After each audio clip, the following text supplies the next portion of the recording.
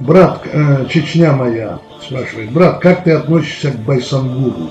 К Байсангуру Биноевскому я отношусь с величайшим уважением, с искренней симпатией, с братской любовью. Это Байсангур Биноевский, это, я думаю, человек, который может быть эталоном для каждого кавказского патриота. Ремнями покрепче привяжите меня к коню, пока скакун мой жив, я воин. То есть у него без руки, без ноги и без глаза, да? То есть, одна сторона после ранения или после ранений, и пока скакун мой жив, я воин. Представьте себе это. Я, может быть, 10 тысяч раз повторял про себя. И я думал, какой счастливый человек, какой мужественный человек, какой прекрасный человек. Да? И казнь его и все, да. Конечно же, это для меня один из лучших образцов, кому надо следовать. Это он настоящий воин, он настоящий горец, он настоящий чеченец, он образец для всех нас. Пока скакун мой жив, я воин. То есть, представляете, если лошадь споткнулась или что-то упало, он уже, не может, он привязан, во-первых, к коню, во-вторых, на одной ноге, встать он, наверное, смог бы, а дальше что? Поэтому это какой дух надо иметь.